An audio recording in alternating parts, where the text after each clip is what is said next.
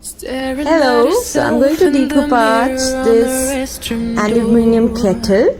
With the help of this chalk color, we'll be giving a base coat, and this sponge brush will be utilized for giving the base coat, because if you're going to use the flat brush, it will give appearance of the stroke which doesn't look good, which looks uneven. So sponge brush is best for giving even texture, and you just need to dab it.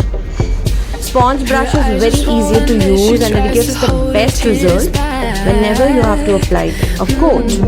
So here I am applying the coat of paint brush. The color that I am using is icy mint.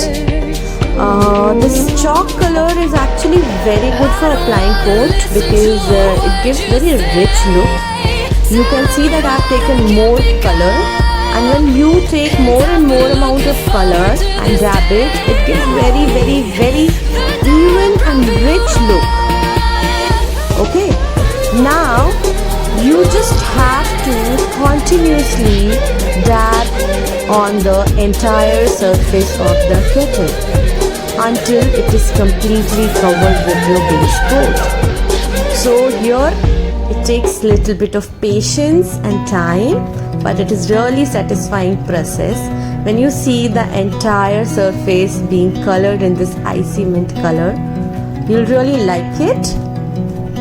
So continuously dab. You may find that some of the areas cannot be covered with the help of this sponge brush.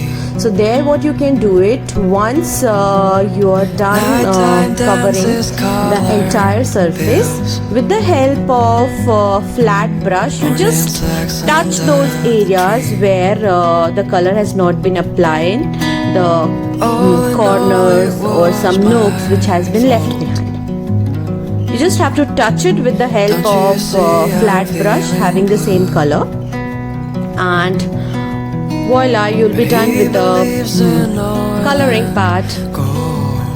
Still, I'm just dabbing, as you can see, because it really takes a lot of time, but as I told you, it is really good process, and I always say that art is therapeutic.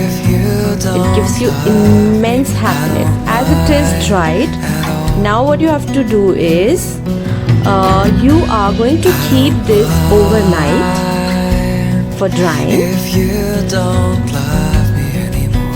Now, decoupage tissue we are going to use. These tissues are also known as plier papers. You can get it from any stationery store. Now you have to remove the base layer of the tissue because it has 2 or 3 layers.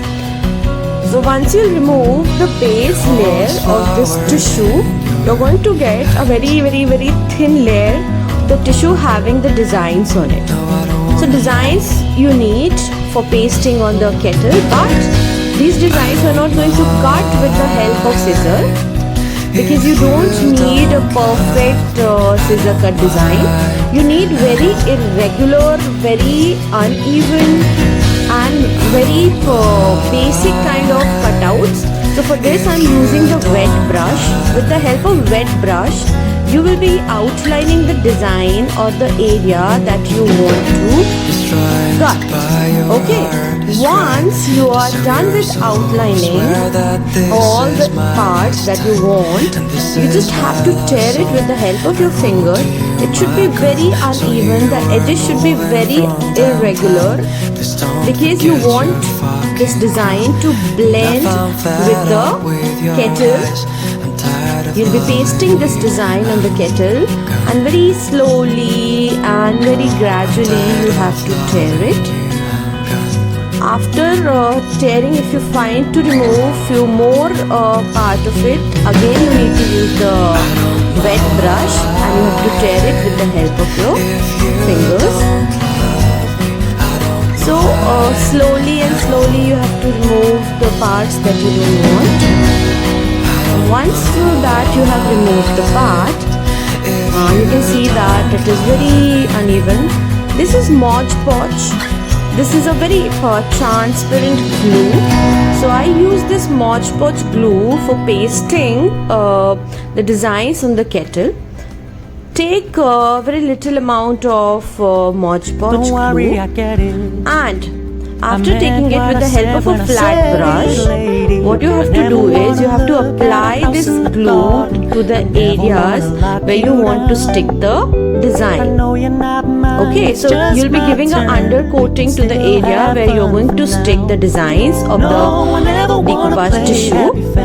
Now, very precisely and very finely stick these designs. There should be no wrinkle, nothing should be over there. Once you have stick it, same way you're going to stick the designs throughout on all over the kettle. Now after pasting it once, you're also going to apply one overcoat on it. It means that you'll be also overcoating the design with the help of Mod Podge. You can also varnish it to give it a shine and to make it waterproof. And this is how it looks. I have also dabbed little bit colors on the flower, and this is how it looks.